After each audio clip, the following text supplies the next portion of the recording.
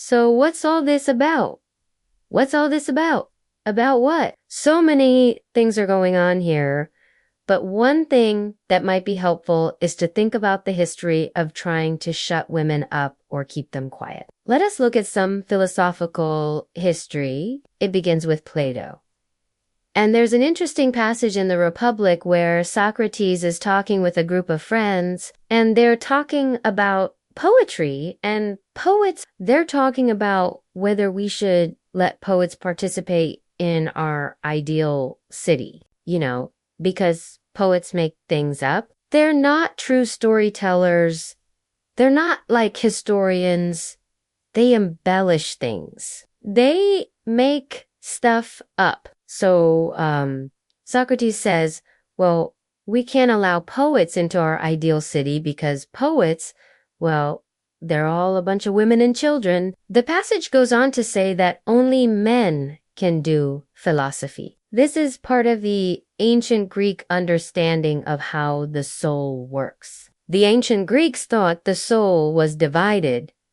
The soul is divided. And what they meant by that is that the psyche, the soul, had two parts. It had the rational part and it had the irrational part. And the rational part was the masculine part, and the irrational part was the feminine part. And the task of philosophy, of being a philosopher, was to put the feminine part down, to stop the irrational part from interfering with the rational part, so that you could get answers to questions through pure reason. Plato is gone, spend a lot of time laying out that program for how we should try to get knowledge through this rational element of the soul. So already in Plato, we see a dualism that will come up again and again. There's a kind of split between masculine and feminine. We need to suppress the feminine part of ourselves in order to get at the truth. We don't really hear anything about this during the Middle Ages,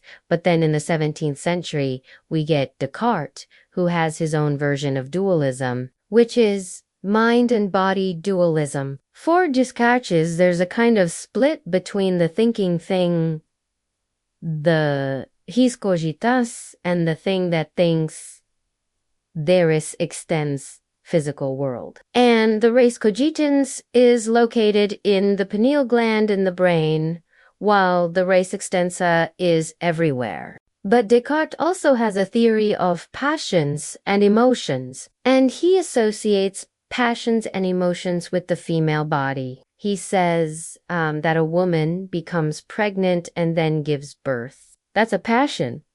That's an emotion. That's something that happens to her. It's not something she does. And the male, he decides to ejaculate. That's also a passion, an emotion. And so there's this dualism in Descartes, mind and body, but also male and female. The male is associated with reason, the female with passions and emotions. And then comes Sigmund Freud. Freud is super important here. What Freud does is he turns Descartes upside down for Freud. The body is the thinking thing. The psyche is extended throughout the body. It's not just located in one particular place. But Freud also has a theory of the unconscious, and the unconscious is full of drives, and those drives are sexual, and it's repressed sexual desire. That's the heart of the problem. The structure of the psyche for Freud, it's based on a topography. The ID is like a reservoir of instinctual drives, especially sexual drives. The ego develops in order to mediate between the ID and the demands of reality. But then there's also the superego, and the superego is formed through internalizing prohibitions, rules, and the voice of authority. And in Freud's work, the superego is feminized. Now, you could say that Plato feminized the irrational part of the soul, and Descartes feminized emotions and passions. But for Freud, he feminizes the superego. So the superego is that internalized prohibition, and it's always telling us, no, you can't do this. You must do that. You're bad. You're naughty. And that voice is a feminine voice. I want to read you this quote from a book called The Ego and the ID from 1923. Here is what Freud says. Women are, in fact, in their choice of object, more undemanding than men. They do not advance independent claims on satisfaction, but they can turn into When a man is powerfully attracted to a woman and yields to temptation, it is she who suffers. Men have more respect for the claims of reality than women do. Women more than men suffer from neurotic illnesses and are more capable of making neurotic complications.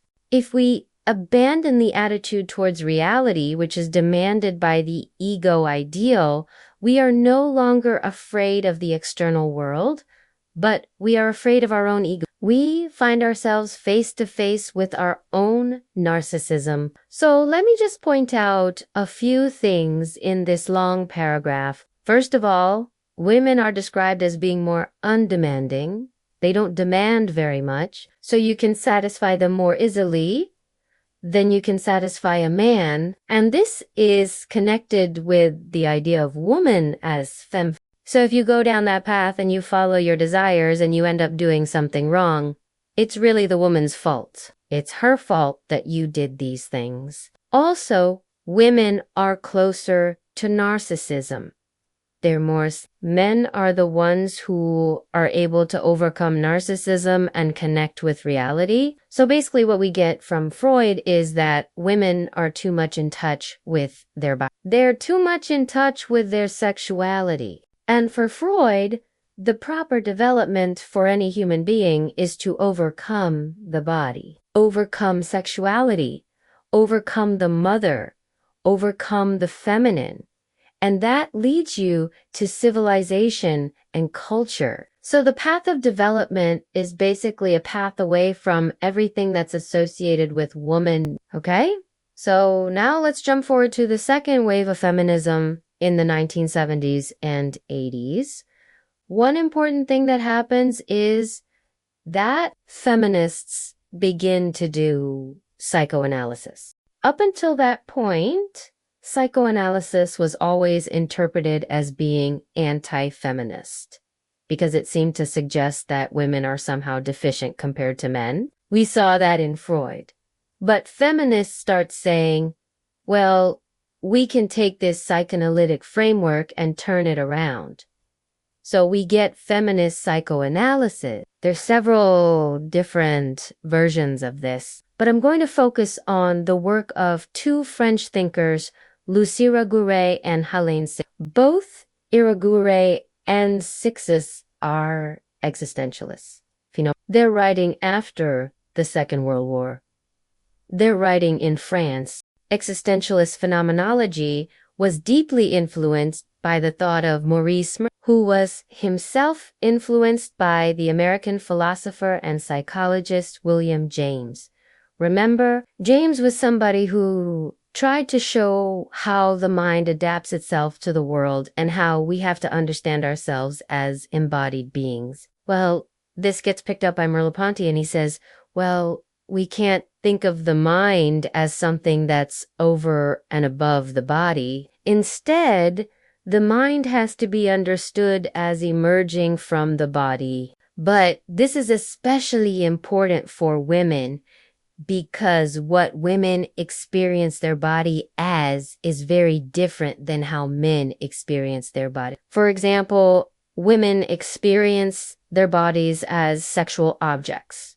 Women experience their bodies as being gazed at. Women experience their bodies as being penetrated. And now you might say, well, why would a woman experience her body that way? Why would she experience her body as sexual and as penetrable? Well, Irigaray and Cixous go back to Freud and they say, well, remember what Freud said about women being femme fatales and how women are dangerous? How women are the ones who lead men astray. But they turn that around and they say, well, actually, it's not the woman who's seducing the man. It's the man who's always ready to seduce the woman. And the reason he is always ready to seduce the woman is because he is always looking for that sexual gratification. So the woman isn't seducing the man. The man is always coming to the woman in order to be seduced. And so Irigaray and Cixous turn this whole thing around and they say,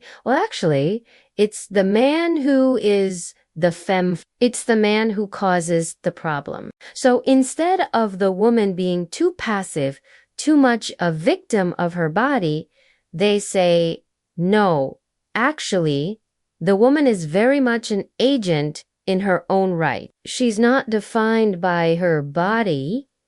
She's defined by what she does with her body. And so in Cixous and Irigaray, we get a rereading of Freud, where Freud was so anti-feminist, so opposed to women. Cixous and Irigaray say we can take the Freudian framework and turn it around and use it to be feminist. But what's really interesting is that Freud is still looming large. His ghost is still haunting everybody. So even when feminist philosophers are trying to turn Freud on his head, they still have to work within his framework. They still have to start from Freud. Otherwise, they don't know what to do. This is the legacy of Freud. The point of this video is not to tell you everything about the history of trying to shut women up. There's a lot more to say, but it's also not to give you any solutions. I'm not going to give you any solutions to this problem. My job is simply to bring the problem into relief and make it visible. So thanks for watching.